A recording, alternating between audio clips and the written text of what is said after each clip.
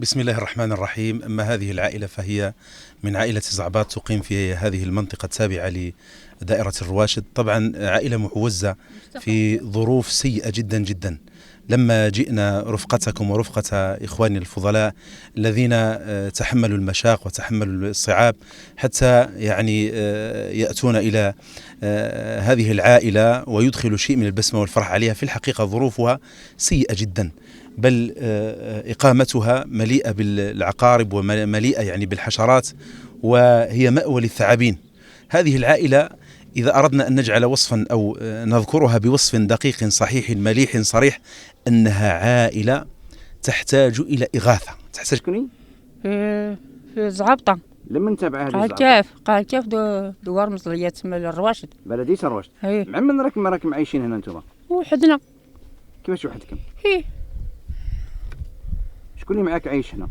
هذا برك يوسف برك. انت ويوسف برك؟ انا ويوسف واختو يمينة. واش يكون لك يوسف هذا؟ ولد عمتي. في عمره 70 سنة؟ ايه. قول لي شكون راه يوكلكم هنا يشربكم؟ شكون الناس هكذا كتعرف علينا، زعما هكذا لا فاميل ساعة الناس كيجيو يجيبون. قول لي عندكم تريسيتي؟ عندنا هي. واش اللي ما عندكمش هنايا نتوما؟ ما كاش الطريق، ما كاش الماء، ما كاش الماء كاين بعيد يجيب لنا، ما كاش. ايه ما كان والو. فاش ثاني كنطيب على الحطب تدخلوا للدار وتدخلوا تشوفوا. ايه طيب على النار هكذا ساعة في ذاك اليوم تحت الجهه هذيك جابوا لي القاعة لقيت هذا عليهم القاعة كيف المدرسة هاولي. احنا كنا نسكنوا ها واللوط. ومن بعد كي مات بابا ودايروا علينا الديار، جبنا حابنا اللي راح سكن في فرجيوه، كتبنا الدار تاعو لهن توقع 20 سنة وحنا هنا ساكنين.